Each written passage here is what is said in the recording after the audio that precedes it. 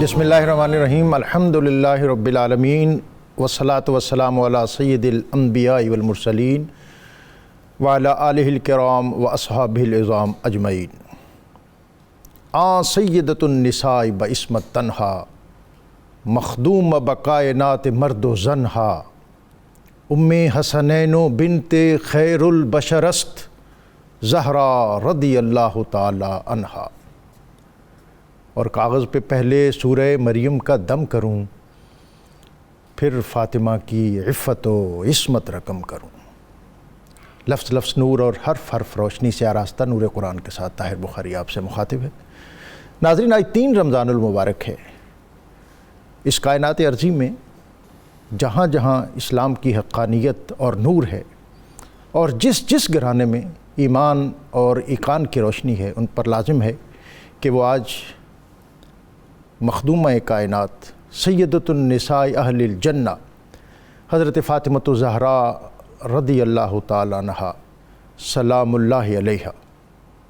آپ کی بارگاہ میں اپنی عقیدتوں، ارادتوں اور محبتوں کا خراج پیش کرنے کا اہتمام کریں، اس لیے کہ آج کا دن آپ کے یوم وصال کی نسبت کا حامل ہے، اور اس کائنات میں جس جس جگہ پر جس جس گھرانے میں اسلام کی روشنی ہے، اور جہاں جہاں اسلام کی رفتیں، منزلتیں اور برکتیں ہیں، وہ وہاں قیامت تک اس عظیم گھرانے کے احسانات کے آگے ان کی گردنیں ہمیشہ جھکی رہیں گی۔ تاریخ یہی بتاتی ہے کہ نبی اکرم رسول محتشم صلی اللہ علیہ وآلہ وسلم آپ کی عمر مبارک جب 35 برس تھی، اور مکہ کے اندر اس وقت کعبہ کی تعمیر نو اور پھر حجر اسود کی تنصیب کا ایک مارکہ بپا تھا، تو سیدہ خدیجۃ الکبریٰ رضی اللہ تعالی عنہا آپ کے بطن اقدس سے یہ عظیم تر ہستی اللہ تعالیٰ نے نبی اکرم صلی اللہ علیہ وسلم کو عطا کی۔ سیدہ خدیجۃ الکبریٰ رضی اللہ تعالی عنہا آپ ملکۃ العرب تھیں، اور آپ کا گھرانہ اور آپ کی شہزادیاں اس وقت پوری طرح ناز و نعم سے آراستہ تھی۔ پھر اظہار نبوت کا مارکہ ہوا، اور مکہ کے اندر حق و باطل کا مارکہ بپا ہوا۔ نبی اکرم رسول محتشم صلی اللہ علیہ وآلہ وسلم جو کہ اس سے قبل خلوت گزینی سے محبت کے سبب غار حرا میں تشریف لے جایا کرتے تھے، اور ناظرین آپ جانتے ہیں کہ یہ غار حرا بنو ہاشم کو اس سے بہت ایک تعلق تھا، ایک نسبت تھی، اس لیے کہ حضرت ہاشم، حضرت عبد المطلب اور حضرت ابو طالب بھی یہاں تزکیہ اور طہارت اور پاکیزگی کے عنوانات آراستہ کیا کرتے تھے، اور بالخصوص اس ماہ رمضان المبارک میں یہاں بنو ہاشم کا لنگر پکتا اور دسترخوان آراستہ ہوتے۔ اور ناظرین، تاریخ کے اندر یہ منظر بھی محفوظ ہے کہ نبی اکرم رسول محتشم صلی اللہ علیہ وآلہ وسلم جب غار حرا کی بلندیوں پہ جایا کرتے تھے، تو بعض اوقات سیدہ خدیجۃ الکبریٰ رضی اللہ تعالی عنہا آپ بھی اس طویل مسافت کو طے کرتے ہوئے اس غار تک تشریف لے جاتی تھیں۔ بہت آسودہ گھرانہ تھا، اور سب سے بڑی بزنس امپائر کی مالکہ حضرت خدیجۃ الکبریٰ کبھی کبھی اپنی پوری فیملی کو لے کر اسی غار حرا کے پہلو میں کبھی کبھی کیمپنگ بھی کیا کرتی تھی، اور میں ویژولائز کرتا ہوں، تصور کرتا ہوں کہ یہ نوخیز شہزادی سیدہ فاطمۃ الزہراء رضی اللہ تعالی عنہا اپنی والدہ کی انگلی پکڑ کر اس جبل نور کے دامن میں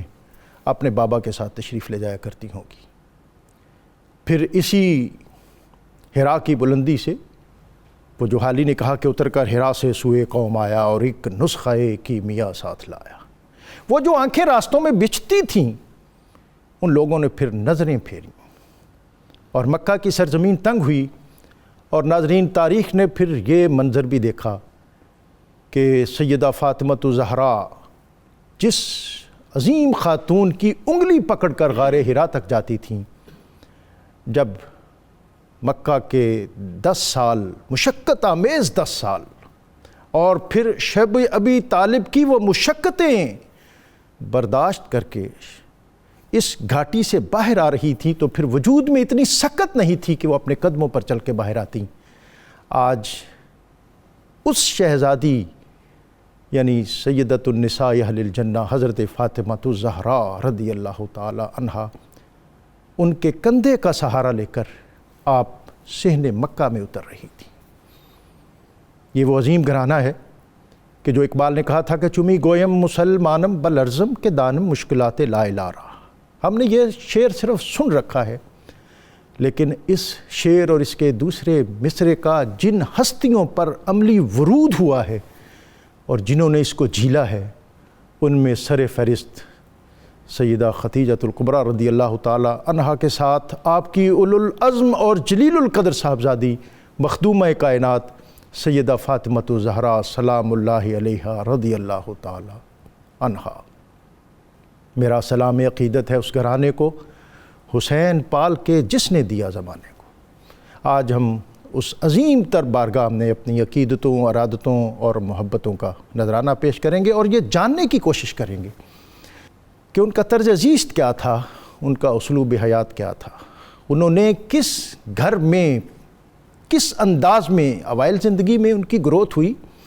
اور پھر انہوں نے قرآن پاک کو اترتے دیکھا، دین کو بنتے اور سنورتے دیکھا،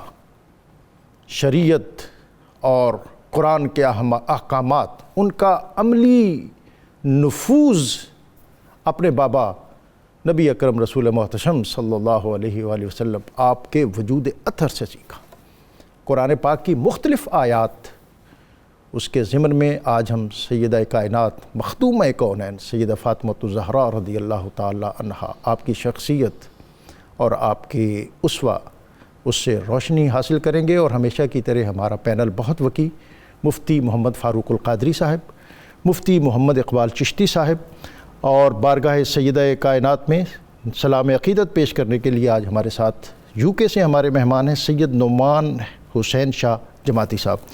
میں اپنے ان مہمانوں کو خوش آمدید کہتے ہوئے آج کا اسم گرامی اسماء الحسنہ وللہ الاسماء الحسنہ، اس میں سے آج کا اسم المعز، عزت دینے والا،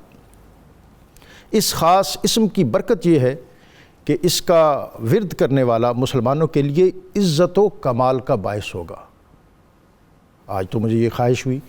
کہ میں یہ درخواست کروں کہ پوری امت مسلمہ بالخصوص ہماری قوم کو اس اسم کا ورد ضرور کرنا چاہیے تاکہ ہم ایک دوسرے کے لیے عزت اور اعزاز کا باعث بنیں۔ مفتی صاحب، آج کا موضوع بہت اہم ہے اور سیدہ کائنات مخدومہ کونین کی بارگاہ میں ہمیں اپنی عقیدتوں، ارادتوں اور محبتوں کا خراج پیش کرنا ہے، اور یہ نور قرآن ہے، اور نور قرآن میں ہم یقیناً قرآن پاک کی آیات اس کو پیش نظر رکھتے ہوئے وہیں سے حضرت فاطمہ الزہراء، آپ کی سیرت اور آپ کے طرز زیست اور آپ کے اسلوب حیات، اس سے روشنی حاصل کریں گے۔ آیہ مودت قل لا اسألکم علیہ اجرا الا المودۃ فی القربى۔ جناب بسم اللہ الرحمن الرحیم۔ ڈاکٹر صاحب، بہت حسین انتخاب ہے قرآنی آیات سے، اور اس سے ہمارے ناظرین کو یہ بات بھی سمجھ میں آئے گی کہ یہ وہ مقتدر ہستیاں ہیں جن کا تذکرہ اور جن کی شخصیات کی سینسٹیویٹی اور ان کے مراتب خود اللہ رب العزت نے قرآن مجید میں ذکر فرمائے ہیں۔ سبحان اللہ۔ قرآن مجید کی متعدد آیات ہیں جن کے ضمن و ذیل میں اشارتاً اور ضمناً سیدہ کائنات کی عظمت و شان کا بیان ہے۔ ان میں سے معروف ترین آیت مودت ہے، جس میں اللہ رب العزت نے حکم دیا اپنے محبوب کو، قل لا اسألکم علیہ اجرا الا المودۃ فی القربى۔ اے محبوب، آپ فرما دیں میں تم سے اپنی رسالت کی تبلیغ اور اپنی محنت اور مشقت کے بدلے میں کوئی اجر نہیں چاہتا، تم سے کوئی اس کی اجرت نہیں چاہتا۔ ہاں، تم میرے قرابت داروں سے محبت بلکہ مودت کرو۔ بات اللہ کی ہے، لیکن وہ اپنے محبوب کی زبان اطہر سے ادا کروا رہا ہے۔ گویا کہ اللہ اور اس کے رسول کی ڈیمانڈ ہے کہ جناب رسول اللہ صلی اللہ علیہ وآلہ وسلم کے قرابت داروں سے محبت مودت کی جائے۔ اب سوال یہ ہے کہ وہ قرابت دار کون ہیں؟ تو حضرت عبداللہ بن عباس رضی اللہ تعالیٰ عنہما کی حدیث ہے المعجم الکبیر میں، آپ فرماتے ہیں کہ جب یہ آیت مقدسہ نازل ہوئی تو یہی سوال لے کر صحابہ کرام آئے سبحان اللہ کہ حضور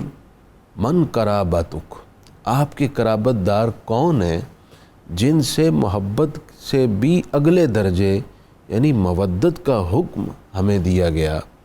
تو آپ صلی اللہ علیہ وآلہ وسلم نے اپنی زبان مبارک سے قرابت داروں کا تعین اس آیت میں فرمایا، اگرچہ بعض روایات میں دیگر نفوس قدسیہ کو بھی اپنے قرابت داروں سے آپ نے اس میں شامل فرمایا، لیکن اس حدیث کے مطابق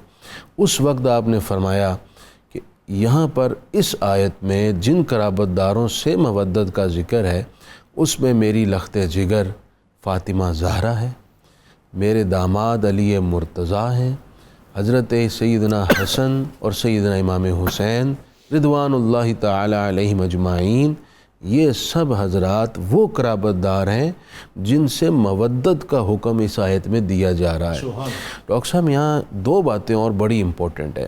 ایک یہ کہ جب یہ آیت نازل ہوئی تو اس کے نازل ہونے کا پس منظر کیا ہے؟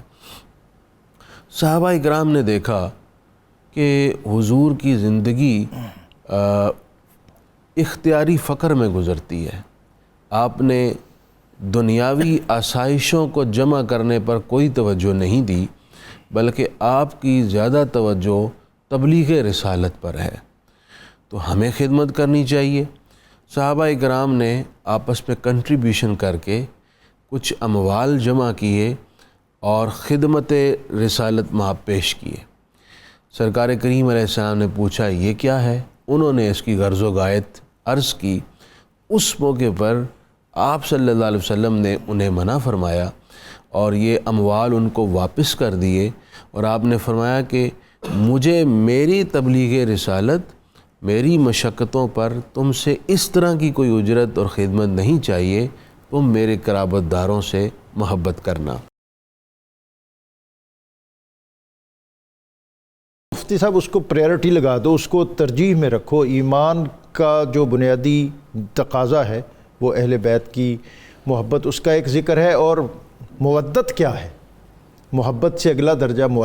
مودت کیا ہے؟ اور اس کے بعد ظاہر ہے اور بہت سی آیات ہیں، اس ضمن میں اگر آپ کچھ فرمانا چاہیں، اور اس کے بعد پھر آیت مباہلہ وہ بھی آپ کے انتظار میں۔ بسم اللہ الرحمن الرحیم۔ آج ہماری خوش قسمتی ہے کہ رمضان المبارک کی 3 تاریخ کو ہم سیدہ زہرا پاک سلام اللہ علیہا کی پاک بارگاہ میں حاضری لگوا رہے ہیں۔ ڈاکٹر صاحب، میں سیدہ پاک کی بارگاہ میں نذرانہ عقیدت پیش کرتے ہوئے انما یرید اللہ لیذھب عنکم الرجس اہل البیت یہاں سے شروع کروں گا۔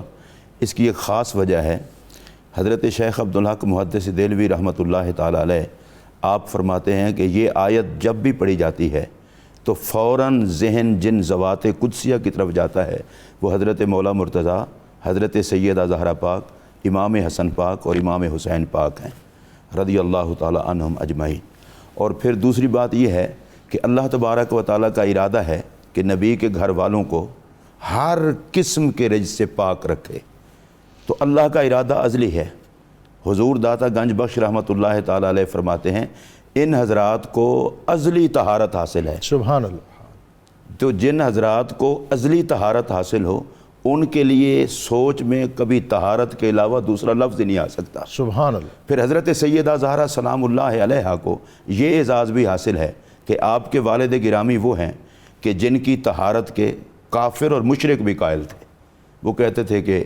انہوں نے کبھی جھوٹ نہیں بولا، صادق مانتے تھے، امین مانتے تھے۔ ویسے تو وہ نبیوں کے سردار ہیں، یہ تو مسلمانوں کا مسئلہ ہے، لیکن جو رسالت کو نہیں مانتے وہ بھی حضور کی طہارت کے قائل تھے۔ اور حضرت سیدہ زہرا سلام اللہ علیہا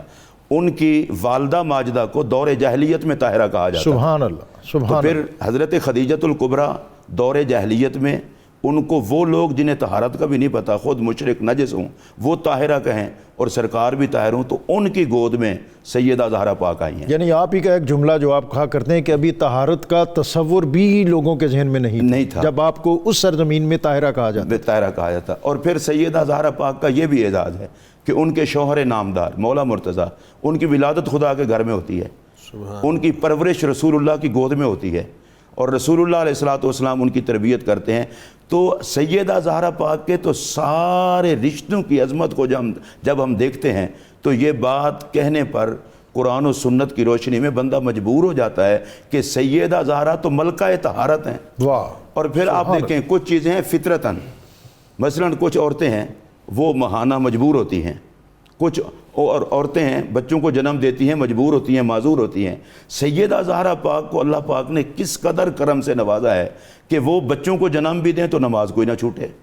اور پورے مہینے کے اندر بھی کبھی ان کو کبھی نماز چھوڑنے کی مجبوری لاحق نہ ہو۔ سبحان اللہ۔ اور پھر سیدہ زہرا پاک کی طہارت کے لیے سوچنے کے لیے اتنا کافی ہے کہ جن کو نبی پاک اپنے جسم کا حصہ قرار دیں کہ بدا تو منی، فاطمہ میرے جگر کا ٹکڑا ہے، میرے جسم کا حصہ ہے، تو جس کو رسول کی طہارت کا حیا ہے اسے رسول اللہ کے سائے میں سیدہ زہرا کی طہارت کا بھی حیا ہے، کیونکہ وہ نبی پاک علیہ الصلوۃ والسلام کے جسم مبارک کا حصہ ہیں۔ پھر آپ نے جیسے فرمایا کہ آیہ مباہلہ میں، تو آیہ مباہلہ میں ڈاکٹر صاحب دیکھیں اللہ تبارک و تعالیٰ نے قرآن مجید میں فرمایا فَقُلْ تَعَالَوْا نَدْعُ أَبْنَاءَنَا وَأَبْنَاءَكُمْ، کہ محبوب آپ فرما دیں تم اپنے بیٹوں کو لاؤ ہم اپنے بیٹوں کو لاتے ہیں، تم خود آؤ ہم خود آتے ہیں، اور تم اپنی عورتوں کو لاؤ ہم اپنی عورتوں کو لاتے ہیں۔ تو سیدہ زہرا پاک کو سرکار لے گئے، اور اس کے لیے جو صیغہ قرآن میں استعمال ہوا ہے وہ نساء کا ہوا ہے، تو نساء تو جمع ہے، اس سے محسوس یہ ہوتا ہے عورتوں کی کائنات کی ساری عزت کو زہرا کہتے ہیں۔ واہ! سبحان اللہ۔ جتنی بھی کائنات نساء ہے ان کی مکمل عزت کا نام سیدہ زہرا ہے۔ سبحان اللہ۔ اور پھر حضرت مفتی صاحب ابھی فرما رہے تھے مودت کے حوالے سے، اہل بیت کی مودت یہ فرائض دین میں سے ہے۔ سبحان اللہ۔ اگر کوئی ان سے محبت کرتا ہے تو احسان نہیں کرتا، اللہ کا اس پر احسان ہے کہ وہ ان سے محبت کر رہا ہے۔ اللہ اکبر۔ جو ان سے محبت نہیں کرتا اس کا نہ خدا سے کوئی تعلق ہے نہ مصطفیٰ سے کوئی تعلق ہے۔ اور رسول اللہ علیہ الصلوۃ والسلام نے اس کو یوں بھی بیان فرمایا احب اللہ لما یغزوکم من نعمہ، اللہ تمہیں کھلاتا پلاتا ہے اس لیے اللہ سے پیار کرو، ویسے اس نے پیدا بھی کیا ہے لیکن چلو کھلاتا پلاتا بھی ہے۔ اور اس کے بعد فرمایا وَأَحِبُّونِي لِحُبِّ اللَّهِ، مجھ سے اس لیے پیار کرو کہ میں اللہ کا محبوب ہوں۔ اور سرکار نے پھر آگے فرمایا وَأَحِبُّوا أَهْلَ بَيْتِي لِحُبِّي، اور میری اہل بیت سے اس لیے پیار کرو کہ وہ میرے محبوب ہیں۔ سبحان تو اللہ۔ جس کو خدا سے کوئی تعلق ہے اس کا مصطفیٰ سے تعلق ہے، اور جس کا مصطفیٰ سے کوئی تعلق ہے اس کا اہل بیت رسول سے بھی تعلق ہے۔ اگر کوئی بندہ سیدہ زہرا پاک سلام اللہ علیہا، حضرت امام حسن علی مقام، امام حسین علی مقام اور حضرت مولا مرتضیٰ سے عقیدت کے معاملے میں بخل محسوس کرتا ہے تو وہ سمجھ لے وہ بارگاہ مصطفیٰ سے راندہ ہوا ہے۔ جس کو نبی پاک صلی اللہ علیہ وسلم کی ذات گرامی سے محبت ہوگی وہ سیدہ زہرا پاک کے در کا فقیر ہوگا۔ میں حضرت سیدنا خلیفۃ الرسول بلا فصل افضل البشر بعد الانبیاء بالتحقیق جناب سیدنا صدیق اکبر رضی اللہ تعالیٰ عنہ کے وہ جملے کبھی نہیں بھول سکتا کہ جب سیدہ زہرا پاک بیمار تھیں اور یہ بیمار کرسی کے لیے گئے تو انہوں نے وہاں سیدہ زہرا پاک کے دروازے پر کھڑے ہو کر کہا اے سیدہ مجھے اللہ کی قسم میں نے تو اپنا گھر، اپنا مال، اپنی برادری سب کچھ چھوڑی تھی، 3 غرضیں تھیں، ایک خدا کی رضا، ایک مصطفیٰ کی رضا اور ایک رسول اللہ کے اہل بیت کی رضا۔ اللہ اکبر۔ اب یہ آج کل کے لوگوں کے جو پست ذہن کے لوگ ہیں ان کو کیا پتہ؟ حضور علیہ السلام کی امت کے قائد جن کے سپرد کی حضور نے اپنی امت، اپنا مسلح سپرد کیا، وہ یہ کہہ رہے ہیں کہ میں نے یہ سب کچھ کیا خدا کو راضی کرنے کے لیے، مصطفیٰ کو راضی کرنے کے لیے، اہل بیت رسول کو راضی کرنے کے لیے۔ ڈاکٹر صاحب میں یہاں سے یہ سمجھتا ہوں صدیق اکبر نے کائنات کو یہ درس دیا کہ اللہ رسول اور زہرا کی رضا ایک ہی شے ہے۔ سبحان اللہ۔ اور یہ صرف ان کا اپنا نکتہ نہیں ہے، میرے پاک نبی نے فرمایا فاطمہ تو خوش ہوتی ہے تو اللہ خوش ہو جاتا ہے، اور تو ناراض ہوتی ہے تو اللہ بھی ناراض ہو جاتا ہے۔ اور حضرت سیدنا فاروق اعظم جیسا بندہ جن کے سائے سے شیطان بھاگتا ہے، جہاں سے حضرت عمر گزر جائیں وہاں شیطان نہیں آتا، انہوں نے سیدہ زہرا پاک کی بارگاہ میں کھڑے ہو کر کے عرض کیا تھا اے سیدہ مجھے اللہ کی قسم ہے میں نے جتنا آپ سے رسول اللہ کو پیار کرتے دیکھا ہے اتنا کسی اور کو نہیں دیکھا۔ اور اس کے بعد کہا کہ میں اللہ کی قسم اٹھا کے کہتا ہوں حضور کے بعد سب سے زیادہ مجھے جس ذات سے محبت اور عقیدت ہے وہ آپ کی ذات ہے۔ تو اب حضرت سیدہ زہرا پاک سے جب حضرت عمر اس درجے کی عقیدت رکھیں، حضرت صدیق اکبر اس درجے کی عقیدت رکھیں، اور ہم اہل سنت کا نظریہ یہ ہے کہ حضور کے بعد شیخین افضل ہیں، تو اس امت کے جو افضل ترین لوگ ہیں وہ بارگاہ سیدہ زہرا پاک میں اس طرح نذرانہ عقیدت پیش کرتے ہیں، تو ہمیں بارگاہ سیدہ زہرا پاک میں کس طرح نذرانہ عقیدت پیش کرنا سبحان اللہ. چاہیے اچھوں کو جتنا چاہیے، یہ اگر چاہیں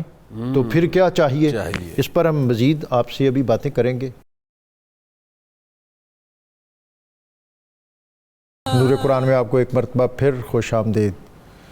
ہمارے عہد نہیں بلکہ گزشتہ صدی کی عظیم تر ہستی علامہ اقبال سیدہ کائنات کی بارگاہ میں جب اپنا خراج عقیدت اور محبت پیش کرتے ہیں تو پھر ان کا اسلوب اور ان کا بیان عقیدتوں اور ارادتوں میں ہمیں ایسا رچا بسا نظر آتا ہے کہ اگر ہم ان کے اشعار کسی ایسی ٹرانسمیشن میں شامل نہ کریں تو وہ ایک کمی محسوس ہوتی ہے. انہوں نے کہا کہ مریم از یک نسبت عیسیٰ عزیز، از سے نسبت فاطمہ زہرا عزیز، نور چشم رحمت للعالمین، امام اولین و آخرین، بانوئے تاجدار حلاتا، مرتضیٰ مشکل کشا شیر خدا، اور مادر مرکز پرکار عشق، مادر قافلہ سالار عشق، کہ سیدہ کائنات مخدوم کونین سیدہ فاطمۃ الزہرا رضی اللہ تعالیٰ عنہا سلام اللہ علیہا، آپ کی ہستی وہ عظیم ہستی ہے کہ جو بیٹی ہیں امام الانبیاء کی اور جو بیوی ہیں امام الاولیاء کی اور جو ماں ہیں سید الشہداء کی. تو یہ عظیم نسبتیں کہ اقبال کہتے ہیں کہ ان میں سے کوئی ایک نسبت بھی اگر انہیں میسر ہو تو کائنات میں ان کے پائے اور ان کے سطح اور ان کے زینے تک کوئی نہ پہنچ سکے. لیکن یہ نسبتوں کا عظیم حالہ جو سیدہ کائنات آپ کے گرد سجا ہوا ہے، یہ اعزاز اس کائنات ارضی میں کسی اور کو میسر نہیں. لیکن اس کے ساتھ وہ کہتے ہیں کہ آپ کا کریکٹر اور آپ کا کردار کہ ادب پر وردائے صبر و رضا، کہ وہ آغوش ادب میں پلی ہوئی اور صبر و رضا اس کے اسلوب اور عنوان کی خوبصورت ترین جو ہستی اور شخصیت، ادب پر وردائے صبر و رضا، آسیاں گردان و لب قرآن سرا، کہ وہ گھر میں مشقت کرتی، چکی بھی پیستیں، لیکن ان کے لبوں سے قرآن پاک کی تلاوت اس کا بھی ورود ہو رہا ہوتا. مفتی صاحب، آیہ تطہیر بھی ہے اور آیہ مودت بھی ہے اور آیہ مباہلہ بھی ہے، اور اس کے ساتھ اور بہت سی آیات ہیں، اور پھر یہ نور قرآن ہیں اور آپ خطیب العصر ہیں. جہاں جہاں جو چیزیں ضروری سمجھتے ہیں آج کے پروگرام کے حوالے سے وہ آپ ضرور عطا کریں. بسم اللہ الرحمن الرحیم. ابھی مفتی صاحب نے مباہلہ کے حوالے سے بہت خوبصورت گفتگو فرمائی. مجھے حضرت سیدنا پیر مہر علی شاہ رضی اللہ تعالیٰ عنہ کی ایک بات وہ میرے دل میں یوں سمجھیں لکھی ہوئی ہے. آپ فرماتے ہیں، تصفیہ شریف آپ کی کتاب ہے، اس میں فرماتے ہیں کہ یا اللہ، جب پنج تن پاک علیہم الصلاۃ والسلام مباہلے کے لیے تشریف فرما ہوئے، تجھے اس وقت کا واسطہ، اللہ اکبر، پنج تن پاک کا واسطہ نہیں، اللہ اس وقت کا واسطہ، سبحان اللہ، مجھے بخش، میرے رشتہ داروں کو بخش، میرے سلسلے کے لوگوں کو بخش. اور پھر تاجدار گولڈہ رضی اللہ تعالیٰ کہتے ہیں یا اللہ حضور کی ساری امت کو بخش. سبحان اللہ. تو مجھے تاجدار گولڈہ کی یہ عبارت میرے دل میں ہے کہ تاجدار گولڈہ بتا رہے ہیں پنج تن پاک کی ذوات قدسیہ تو بہت اونچی ہیں، کسی چھوٹے ذہن کے بندے کو ان کے مرتبے کا کیا پتہ. جس وقت کو اس سے نسبت ہو جائے وہ وقت بھی پوری امت کی نجات کے لیے کافی ہے. اور حضرت شیخ عبدالحق محدث دہلوی رحمۃ اللہ علیہ حدیث شریف کی شرح لکھتے ہوئے میں حیران ہوں، ایسا کبھی نہیں ہوتا. وہ جب یہاں شرح لکھتے ہیں تو کہتے ہیں سبحان اللہ چے وقت است، کہتے ہیں کیا خوبصورت وقت ہے کہ 5 اکٹھے ہیں، بچے کسانند، اور کیا شخصیات ہیں. اور ڈاکٹر صاحب جب میں ان دونوں بزرگوں کو دیکھتا ہوں تو پھر میری طبیعت مچل سی جاتی ہے کہ یا اللہ کتنا خوبصورت وقت ہوگا کہ جب 5 تن پاک ایک ہی چادر میں ہوں گے، اور پھر وہ کتنا خوبصورت وقت ہوتا ہوگا کہ جب پنجتن پاک سیدہ زہرا پاک کے حجرے میں ہوتے ہوں گے۔ سبحان اللہ۔ میں ان دونوں شخصیات کے حوالے سے یہ بات عرض کرنا چاہتا ہوں کہ یہ ہیں اہل سنت، اور یہ بتا رہے ہیں کہ محبت کس طرح کی جاتی ہے۔ پنجتن پاک کا وجود اپنی جگہ، وہ جس جگہ پہ اکٹھے ہوں وہ جگہ نجات کے لیے کافی ہے، وہ جس وقت میں جلوہ گر ہوں وہ وقت نجات کے لیے کافی ہے۔ اور مجھے حضرت امام فخر الدین رازی رحمۃ اللہ تعالیٰ علیہ کی یہ بات بہت خوبصورت لگی، وَالضُّحَىٰ وَاللَّيْلِ اِذَا سَجَىٰ، اس میں مختلف اقوال وہ نقل کرتے ہوئے ایک قول یہ بھی نقل کرتے ہیں کہ وَالضُّحَىٰ، اللہ فرماتا ہے مجھے قسم ہے محمد عربی کریم کی آل کے مردوں کی، وَاللَّيْلِ اِذَا سَجَىٰ، اور قسم ہے آل کی عورتوں کی، تو سرکار کی آل پاک کی تمام عورتوں کی قسم ہوگی تو آل کا مرکز تو سیدہ زہرا پاک کی ذات۔ کیا کہنے، سبحان اب اللہ۔ اس پر ہمیں یہ دیکھنا چاہیے کہ جب رب صرف نبی کی نسبت سے حضور کی آل کے مردوں اور آل کی عورتوں کی قسم فرما رہا ہے اور امام راضی اس قول کو نقل کر رہے ہیں، تو آج ہمیں کوئی بات کرتے ہوئے آل رسول کے حوالے سے اتنا تو سوچ لینا چاہیے یہ اولاد کن کی ہیں۔ اور ڈاکٹر صاحب، سورہ دہر کی جو آیت ہے،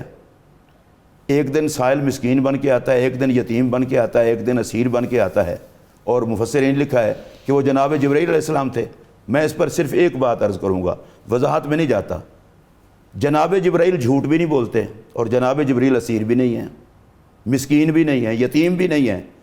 حضرت جبرائیل کائنات کو درس دے رہے تھے کہ سیدہ زہرا کی چوکھٹ پہ آؤ تو اپنی شخصیات اور اپنے جو تمغے ہیں وہ علیحدہ رکھ کے آؤ۔ جن لوگوں نے سیدہ کی بارگاہ میں جاتے ہوئے اپنے تمغے یاد رکھے وہ اجڑ گئے، اور جو سیدہ زہرا کے در پر فقیر بن کر گئے آبادی انہی کو نصیب ہوتی ہے، عزت انہی کو نصیب ہوتی یقیناً ہے۔ ایسی۔ خدا جن کو ذلیل کرنا چاہتا ہے انہیں در زہرا کا حیا ان سے چھین لیتا ہے، اور جن کو عزتیں عطا کرنا چاہتا ہے انہیں سیدہ زہرا پاک کا حیا عطا فرما دیتا ہے۔ اور اس سے بڑی بات کیا ہوگی کہ رسول اکرم صلی اللہ علیہ وسلم نے فرمایا فاطمہ تو بضعۃ منی، فاطمہ میرے جگر کا ٹکڑا۔ سرکار دو عالم علیہ السلام نے فرمایا وَهِيَ قلبی، فاطمہ میرا دل ہے، وَهِيَ روحی، فاطمہ میری جان ہے۔ اب یہ سب کچھ فرمانے کے بعد امت کو اب تو سمجھ جانا چاہیے کہ سیدہ زہرا کے بارے میں جب بھی بات کرنی ہے نبی کا دل سمجھ کے بات کرنی ہے، نبی کی جان سمجھ کے بات کرنی ہے، نبی کے جگر کا ٹکڑا سمجھ کے بات کرنی ہے۔ اور پھر سرکار نے ساتھ فرمایا جو زہرا کو تکلیف دیتا ہے وہ مجھے تکلیف دیتا ہے۔ یہ کیسے ہو سکتا ہے؟ جگر کو تکلیف اور بندے کو نہ پہنچے، دل کو تکلیف اور بندے کو تکلیف نہ ہو، جان کو تکلیف پہنچے اور بندے کو نہ پہنچے، تو اس کا مطلب یہ ہے تکلیف زہرا تکلیف مصطفیٰ ہے، اذیت زہرا اذیت مصطفیٰ ہے، اور توہین زہرا توہین مصطفیٰ ہے۔ اس لیے سیدہ پاک کی بارگاہ میں کچھ بھی الفاظ کہنے سے پہلے اتنا ضرور سوچ لینا چاہیے کہ وہ رسول اللہ علیہ السلام کی شہزادی ہیں۔ اور ڈاکٹر صاحب یہاں میں ایک بات عرض کروں گا کہ سیدہ زہرا پاک جب بھی بارگاہ مصطفیٰ کریم میں حاضر ہوتی سرکار کھڑے ہو جاتے، بوسہ دیتے، اپنی جگہ پر بٹھاتے۔ مجھے جو بات عرض کریں وہ یہ ہے کہ سیدہ زہرا کی عزت اور عظمت کو سلام کرنے کے لیے ہمیں علم کلام کو نہیں دیکھنا چاہیے، زہرا پاک کے ہر مرتبہ آنے پر رسول اللہ کے قیام کو دیکھنا چاہیے۔ تو میرے آقا صلی اللہ علیہ وسلم ہر مرتبہ کھڑے ہوتے تھے۔ اچھا ایک جملہ ہمارے ہاں ہے اور ہے بھی ٹھیک کہ زہرا پاک کے بابا جیسا کسی کا بابا نہیں، تو تھوڑا سا ایک قدم آگے بھی ہمیں چلنا چاہیے کہ زہرا پاک کے بابا جیسا کسی کا بابا نہیں، اور مصطفیٰ کی شہزادی جیسی کسی کی بیٹی نہیں ہے۔ اور حضرت سیدنا حسان ابن ثابت نے بہت خوبصورت بات کی ہے سیدہ زہرا کی عقیدت کے حوالے سے۔ وہ فرماتے ہیں کہ حضرت مریم نے اپنی پاک دامنی کی حفاظت کی تو اللہ نے ان کو جناب عیسیٰ کی ماں بنا دیا، اور سیدہ زہرا نے اپنی پاک دامنی کی حفاظت کی تو اللہ نے انہیں حسنین کی ماں بنا دیا۔ سبحان اللہ، سبحان اللہ۔ اور پھر یہاں پر یہ عرض کروں گا کہ سیدہ زہرا پاک سلام اللہ علیہا کی پاک دامنی کی خیرات میں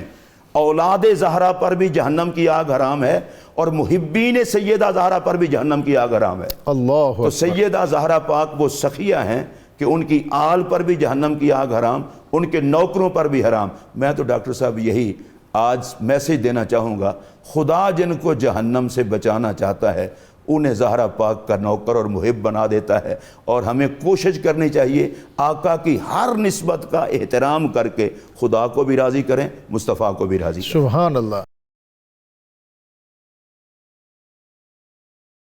مفتی صاحب اختتامی لمحے ہیں، اور سورہ کوثر انا اعطیناک الکوثر فصل لربک وانحر ان شانئک ھو الابتر، اس پر بھی آپ کچھ فرمائیں، اور اس جو موضوع اور مضمون مفتی صاحب بیان کر رہے تھے، انما نطعمکم لوجہ اللہ لا نرید منکم جزاء ولا شکورا، جناب جی حضور رحمت کونین صلی اللہ علیہ وسلم کے شہزادے حضرت قاسم کا وصال ہوا، پھر حضرت سیدنا ابراہیم رضی اللہ تعالی عنہ کا بھی وصال ہو گیا۔ تو مشرکین میں سے عاص بن وائل نے رحمت کونین صلی اللہ علیہ وآلہ وسلم کے اس دکھ کے لمحے میں بجائے کو دلجوئی کرنے کے اور ہم شہری ہونے کی باوجود کوئی ہمدردی کے کلمات کہنے کے بجائے اس نے حضور علیہ الصلوۃ والسلام پر اس موقع پر تنقید کی، اور تنقید بھی ایسی کی جو دل دکھا دینے والی تھی۔ اس نے حضور علیہ الصلوۃ والسلام کے بارے میں بہت ہی گھٹیا لفظ استعمال کیا، اور جس کا مفہوم یہ بنتا ہے کہ ان کی نسل ختم ہو چکی ہے اور اب ان کا ذکر کرنے والا کوئی باقی نہیں رہا۔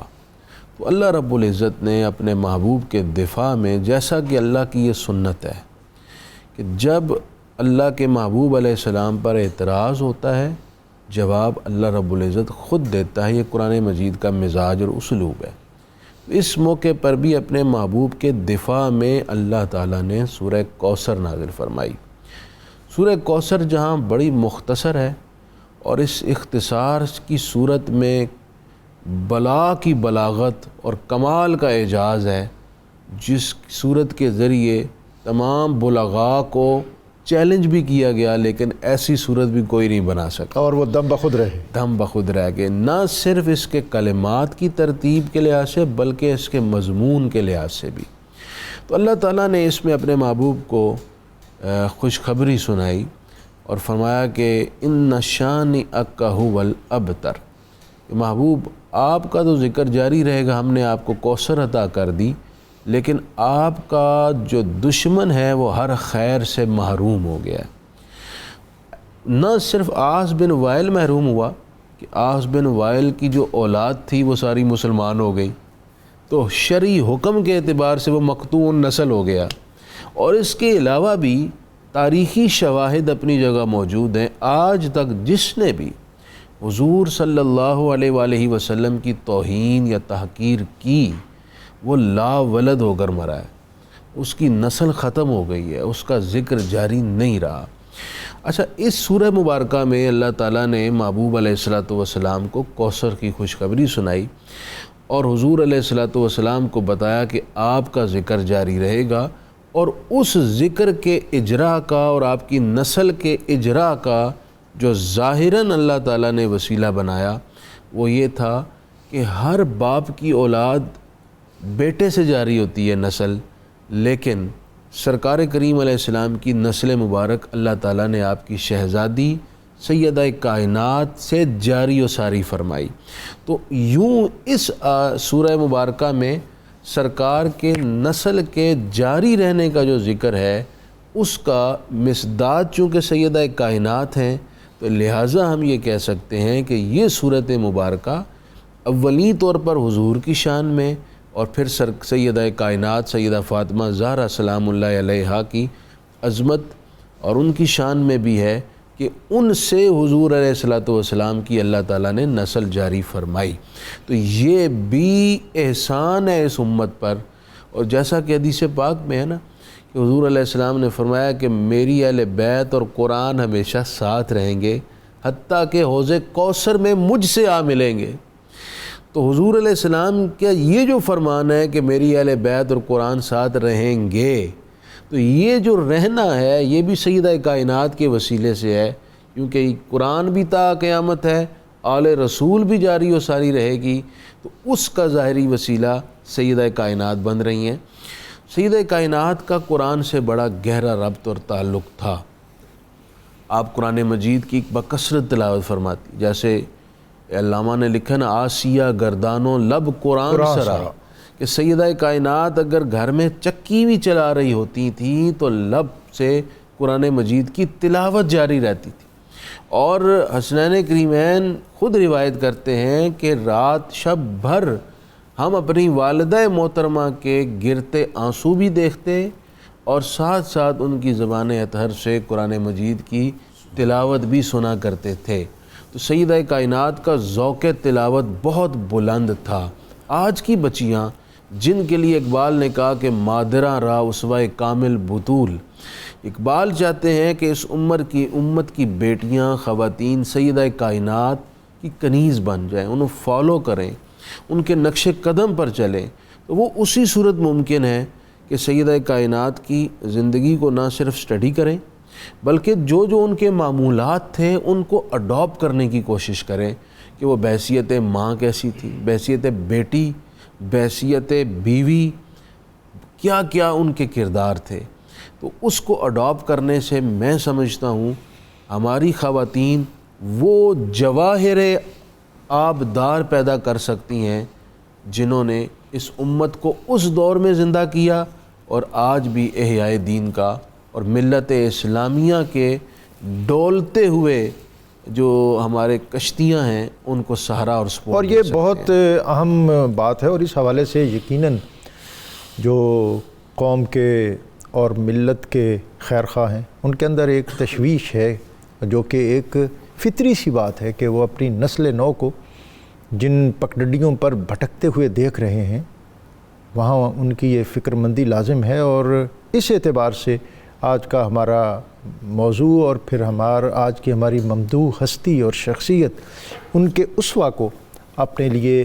اپنی امت کے لیے، اپنی قوم کے لیے اختیار کرنا، اسی میں ہماری نجات ہے۔ سیدہ کونین کی بارگاہ میں سلام عقیدت، السلام سیدہ بنت رسول، السلام فاطمہ زہرا بطول، السلام حضرت خیر النساء، از معین الحق معین بے نوا، پیر سید غلام معین الحق گولڑوی، آپ کا سلام عقیدت آپ کی بارگاہ میں پیش کرتے ہوئے آج کا قرآنی وظیفہ تسبیح فاطمہ رضی اللہ تعالیٰ عنہ، جو شخص رات کو سوتے وقت 33 بار سبحان اللہ، 33 بار الحمدللہ اور 34 بار اللہ اکبر پڑھنے کا معمول بناتا ہے تو وہ ہر قسم کی بیماری اور پریشانی سے محفوظ رہتا ہے اور اس کے وجود کی تھکن ختم ہو جاتی ہے۔ اس وظیفے کو معمول بنائیے۔ سیدہ کونین مخدوم کائنات سیدہ فاطمۃ الزہرا سلام اللہ علیہ آپ کی بارگاہ میں ہدیہ منقبت سید نعمان حسین شاہ جماعتی جناب۔ پڑا ہوں در پہ تیرے مثل کا حیا زہرا، پڑا ہوں در پہ تیرے مثل کا حیا زہرا، ملے فقیر کو خیرات جایا زہرا، ملے فقیر کو خیرات جایا زہرا، ملے جو اس کی اجازت مجھے شریعت سے، ملے جو اس کی اجازت مجھے شریعت سے، تو تیرا در ہو میری سجدہ گاہ یا زہرا، تو تیرا در ہو میری سجدہ گاہ یا زہرا، تیرے حسین کا کردار دیکھ کر اب تک، تیرے حسین کا کردار دیکھ کر اب تک پکارتے ہیں ملک واہ واہ یا زہرا، پکارتے ملک واہ واہ یا زہرا، ہے جن کے نور سے امت کے روز و شب روشن، ہے جن کے نور سے امت کے روز و شب روشن، حسن حسین تیرے مہر و ماہ یا زہرا، حسن حسین تیرے مہر و ماہ یا زہرا، اور تو بادشاہ دو عالم کی ایک شہزادی، تو بادشاہ دو عالم کی ایک شہزادی، میں ایک غریب تیری گرد راہ یا زہرا، میں ایک غریب تیری گرد راہ یا زہرا، اور جیوں تو لے کے جیوں تیری دولت نسبت، جیوں تو لے کے جیوں تیری دولت نسبت، مروں تو لے کے میں مروں تیری چاہ یا زہرا، مروں تو لے کے مروں تیری چاہ یا زہرا، اور بروز حشر نہ پرساں ہو جب کوئی اس کا، بروز حشر نہ پرساں ہو جب کوئی اس کا، ملے نصیر کو تیری پناہ یا زہرا۔